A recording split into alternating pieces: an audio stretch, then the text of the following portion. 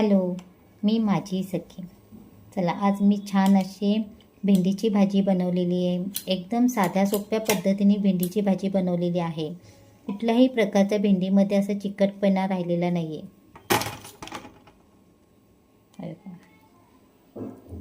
एकदम छान अशी सळसळीत झालेली आहे. म्हटलं चला तुमच्यासोबत पण ही रेसिपी मी शेअर करते. चला तर मग छान अशी आपण भेंडीची रेसिपी बघूया. त्यासाठी मी भेंडी घेतलेली आहेत, स्वच्छ धुवून घेतलेली आहेत आणि आता छान त्याचे बारीक बारीक काप करून घेते. छान असे मी सर्व भेंडीचे काप करून घेतलेले आहेत. थोडेसे हटके पद्धतीनेच मी भेंडी चिरून घेतलेली आहे. आता मी भेंडीच्या भाजीसाठी एक मोठा कांदा बारीक चिरून घेतलेला आहे, कढीपत्ता घेतलेला आहे, लसूण बारीक चिरून घेतलेली आहे आणि एक मोठा टोमॅटो मी बारीक चिरून घेतलेला आहे.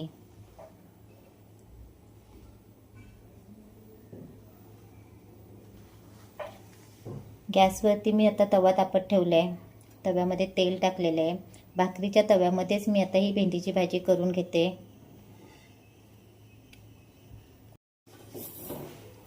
तेल चांगलं तापलं ना का त्याच्यामध्ये फोडणीला मोहरी टाकायची. मोहरी तडतडली का लगेच जिरं टाकून घ्यायचं. त्यासोबत लगेच लसूणची फोडणी द्यायची. लसूणची फोडणी झाली का लगेच कांदा आणि कढीपत्ता टाकून घ्यायचं आणि छान असं परतून घ्यायचं.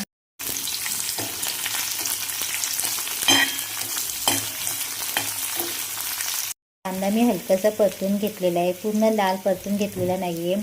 आता कांद्यासोबतच मी लगेच बारीक चिरलेली जी भेंडी आहे ती पण परतून घेणार आहे. म्हणजे कांदा आणि भेंडी अशी दोघेही एकत्र छान परतले जातील आणि मग जो भेंडीमध्ये चिकटपणा आहे ना तो पण पूर्ण निघून जातो.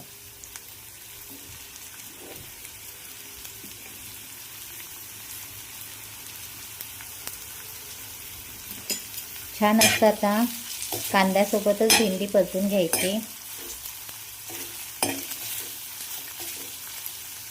छान असं कांद्यामध्ये मी 5 मिनटं भेंडी परतून घेतलेली आहे. त्यामुळे काय झालं, भेंडीमध्ये जो चिकटपणा असतो ना तो पण कमी झालेला आहे. आता काय करणार आहे, मी लगेच ह्याच्यामध्ये टोमॅटो टाकते. आता टोमॅटो पण आंबट असल्यामुळे कसं भेंडीमध्ये जो काही शिल्लक राहिलेला चिकटपणा आहे ना तो पण निघून जाईल. आता मी टोमॅटो पण 2 मिनटं परतून घेते.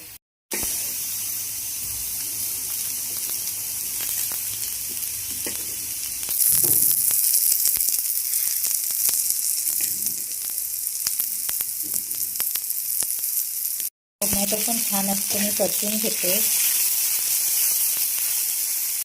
छान असं टोमॅटोमध्ये भेंडी परतून झालेली आहे. आता आपण बाकीचे मसाले टाकून घेऊ. हळद टाकते मी थोडीशी. थोडंसं मी काळा मसाला टाकते. धना जिरं पावडर टाकते आणि टेस्टनुसार मीठ टाकते.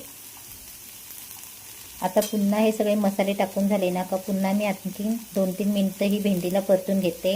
आधीच आपली भेंडी शिजलेली आहे कारण आपण कांद्यामध्ये पण तिला परतून घेतलेली आहे आणि टोमॅटोमध्ये पण भेंडी छान परतून घेतलेली आहे. मग त्यामुळे आता भेंडी शिजायला जास्त वेळ लागणार नाही.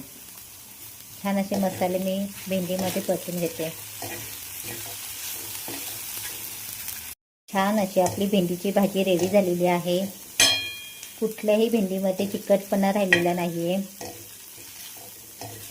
जो काही चिकटपणा आहे तो सगळा असा तव्याला लागलेला आहे. म्हणजे आधी आपल्याला भेंडी कुठल्याही प्रकारे भाजून घ्यायची गरज नाही आहे तव्यामध्ये वगैरे. डायरेक्ट आपण अशा प्रकारे भेंडीची भाजी केली ना तरी भेंडीमध्ये चिकटपणा राहत नाही. आता छान अशी कोथिंबीर टाकते आणि आपली भेंडीची भाजी रेडी झाली आहे. आता आपण डिशमध्ये काढून घेऊया भाजी.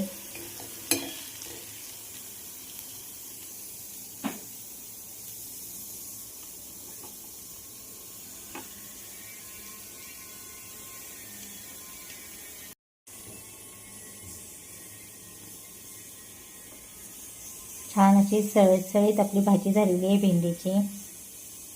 कुठलाही चिकटपणा भाजीमध्ये दिसत नाही आहे. एकदम छान अशी सळसळीत आपली भाजी झालेली आहे.